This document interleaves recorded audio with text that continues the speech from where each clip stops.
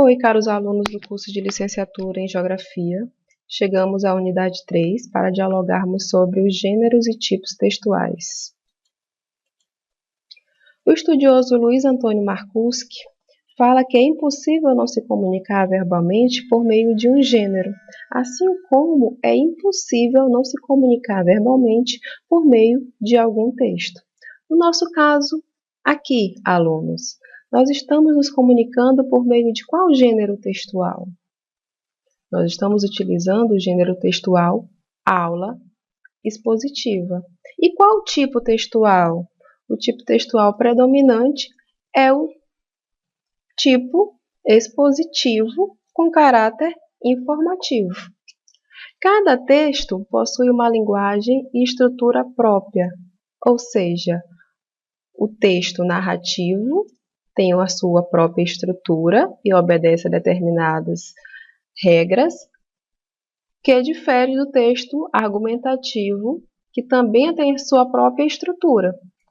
Existem inúmeros gêneros textuais dentro das categorias tipológicas do texto. Então, os gêneros textuais são quase ilimitados, segundo Marcuschi. E dentro desses gêneros estão as categorias tipológicas. Vamos dar um exemplo? Então, o gênero textual conto, ele apresenta características tipológicas predominantes do texto narrativo e também do texto descritivo. Então, os gêneros textuais, turma, são textos materializados em situação comunicativa na nossa vida diária. Eles podem ser orais ou escritos. Por isso, eles são maleáveis, dinâmicos e plásticos. A todo momento vai sendo reciclado o gênero textual dentro do nosso contexto.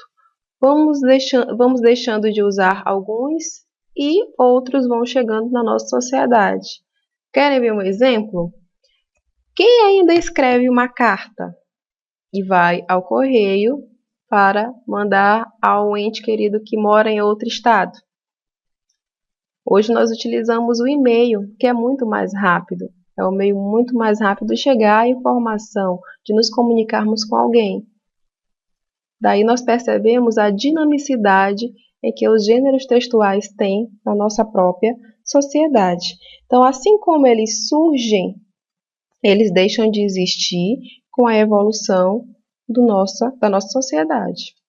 Então, há uma grande heterogeneidade tipológica nos gêneros textuais.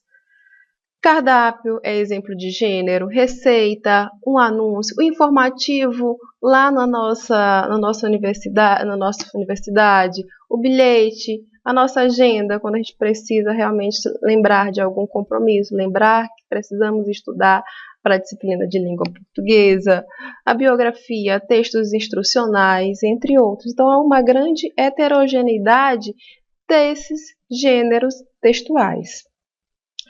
Nós vamos estudar com profundidade 3 gêneros textuais, turma, que são 3 gêneros que vão dar subsídio para vocês, né? Para vocês, logicamente, na vida acadêmica.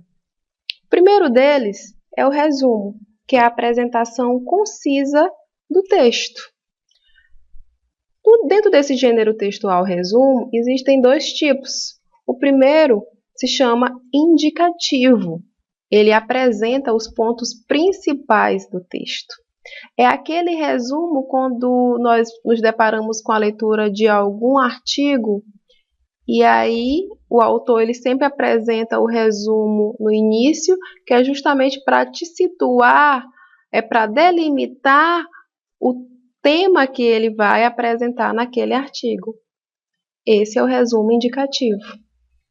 Temos também o resumo informativo, que apresenta informações suficientes para que você, leitor, possa decidir sobre a conveniência de ler ou não ler o texto na íntegra. Você já tem noção qual seria o exemplo desse, né? Informativo é quando a gente chega na livraria e vai lá ao final do livro, né, tem as informações gerais sobre de que trata aquele livro, e aí nós vamos ler. Se nos interessa, nós compramos o livro. Se não nos interessa, nós não compramos o livro. Então, 2 exemplos, né, desses 2 tipos de resumo. Algumas dicas para elaboração de resumo. Primeiramente, você precisa ler o texto do início ao fim, respondendo à pergunta: de que trata o texto? E às vezes nós chegamos no início logo da leitura do texto e não conseguimos compreender, e aí não seguimos adiante, não é isso? Mas eu digo a vocês, sigam adiante sem terem compreendido todos os parágrafos do texto. Vão adiante. Não marquem nada, não procurem nada no dicionário. A primeira leitura você precisa ler na íntegra. Aí numa segunda leitura você já grifa os termos que você não conhece, você já puxa uma setinha e escreve ao lado alguma informação para que você não possa esquecer. Tira a ideia principal do parágrafo, mas o que importa é saber do que o texto trata. Qual o assunto do texto? Como eu disse, leia pela segunda, sublinhe termos difíceis e atente às costuras dos parágrafos. Você sabe que o texto ele tende a progredir. E essa progressão, quem vai fazer é o parágrafo, os parágrafos, onde eles vão sendo costurados, porque a ideia dita de um parágrafo anterior vai servir de subsídio aos parágrafos posteriores.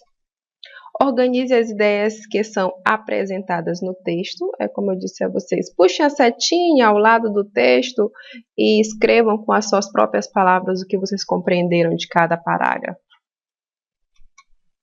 Dê a redação final com as suas palavras, ligando as ideias na ordem que o texto apresenta e estabelecendo relação entre elas. Então, aí, depois de todo esse trabalho de leituras, releituras, você vai escrever o seu resumo, apresentando, logicamente, as ideias do texto.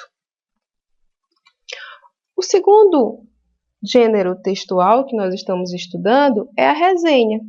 A resenha, o autor se coloca no texto, exprimindo as suas ideias e também as ideias do texto. Então, você, que é o resenhista, você vai apresentar a sua consideração. Então, ele pode incluir citações diretas, que é aquela que nós recortamos diretamente do texto, que ela vai entre aspas, né, com a citação do autor, ou elas podem ser indiretas, que é a partir de uma paráfrase. Lembram do que eu falei logo no início da aula, quando eu disse Luiz Antônio Marcuski fala que os gêneros textuais são maleáveis, plásticos, dinâmicos? Pois bem, é dessa forma que você vai parafrasear, que é a paráfrase, você vai colocar as ideias do autor, mas com suas palavras. Então, a referência, gente, ela é obrigatória dentro da resenha. Existem também 2 tipos, a descritiva, que apresenta os aspectos descritivos e narrativos do texto.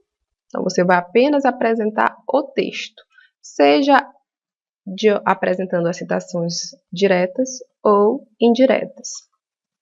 E a crítica. A crítica, você apresenta a descrição do objeto resenhado com a exposição do seu ponto de vista. Então, aqui você vai apresentar o seu ponto de vista sobre o texto lido, ok? Logicamente, acrescida de informações sobre o texto. Algumas dicas sobre a resenha. O resenhista deve cuidar da linguagem que utiliza e lembrar que está redigindo um trabalho científico. Então, muito cuidado com aquelas expressões de oralidade, com aquelas marcas de oralidade, que a gente costuma cometer alguns erros quando nós vamos escrever um texto. Então, muito cuidado mesmo sobre de como usar a nossa linguagem. A resenha deve argumentar e fundamentar sua posição enquanto resenhista e escrevê-la de modo impessoal, objetivo, claro e conciso. Então, o seu texto ele precisa ser objetivo, logicamente com as ideias do autor do texto ou do livro. E aí nós temos o terceiro gênero textual, que é o fichamento, que é um método de armazenamento, controle e consulta de informações sobre livros, artigos. E eu digo a vocês, é um método que eu faço diariamente quando eu leio um texto ou quando eu leio um livro. E o conselho que eu dou a vocês, é interessante que vocês realizem fichamento de todos os textos lidos. Façam uma pastinha no computador de vocês, ou então peguem uma ficha e vá apresentando essas ideias, esses conteúdos daquele texto lido, para quando você precise dele em algum trabalho, em alguma atividade, você já sabe onde está. Então, o conteúdo é escrito em uma ficha. Antigamente nós utilizávamos aquela ficha. É uma fichinha que até está lá no modelo, está lá no slide estático. Então, antigamente nós utilizávamos bastante aquela ficha. Hoje quase não é mais utilizado. Mas as técnicas do fichamento, elas são bem parecidas com a do resumo e da resenha. Todos extrair a ideia do texto. Temos o fichamento de citação ou transcrição. A citação ela deve ser igual ao livro ou ao documento que está fichando. Então, a citação ela precisa ser igual ao texto. Aqui você não vai fazer paráfrase, você vai citar. Você vai abrir aspas, apresentar a ideia do autor, fechar aspas e depois colocar a referência desse autor. Temos também o fichamento de resumo ou conteúdo, que apresenta características principais do livro ou do documento. Esse aqui é bem parecido com aquele resumo informativo e com a resenha também. Por fim, chegamos aos tipos textuais, que segundo Marcuski diz que os tipos textuais são espécies de construção teórica definida pela natureza linguística de cada um. Não são flexíveis e nem plástico como os gêneros.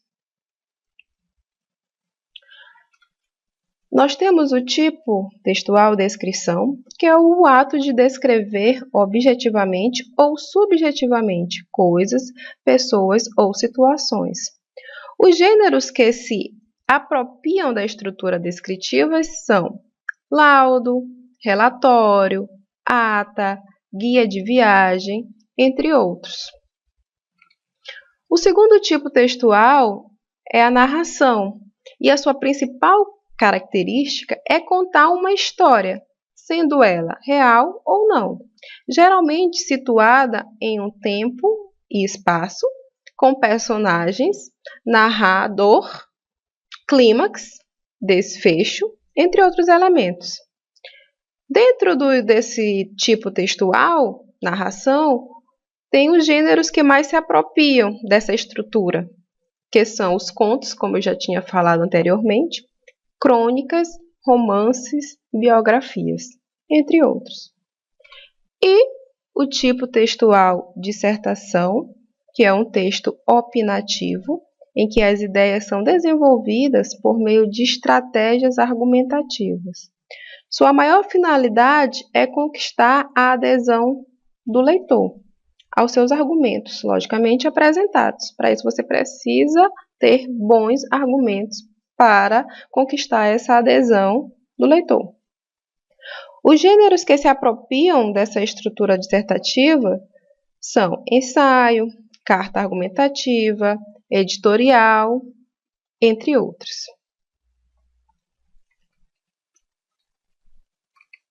E então, turma, qual a diferença entre resenha, resumo e fichamento? Eles são bem parecidos, mas em algum ponto serão divergentes. O resumo é a apresentação objetiva do texto. A resenha apresenta ideias do texto. acrescida de considerações do resenhista. E o fichamento é utilizado para guardar as informações principais do texto e é escrito em um único parágrafo. E eles realmente, né, são divergentes quanto à estrutura. Então, cada um obedece uma determinada estrutura, mas são muito semelhantes quanto ao objetivo principal, que é apresentar as ideias do texto ou do livro. Então, consegue desenvolver um bom argumento em seu texto? Então, o que devemos fazer para fazermos um bom argumento? Para desenvolver, gente, um bom argumento, preciso ler e conhecer sobre o assunto, para que depois possamos apresentar um argumento consistente. Finalizamos com a frase do Benjamin Franklin, que diz: se você não quer ser esquecido quando morrer, escreva coisas que valham a pena serem lidas, ou façam coisas que valham a pena escrever a respeito. Bom, gente, foi um prazer estar com vocês em mais uma unidade. Espero profundamente que vocês tenham um bom aproveitamento na disciplina. Sucesso, abraços e até mais!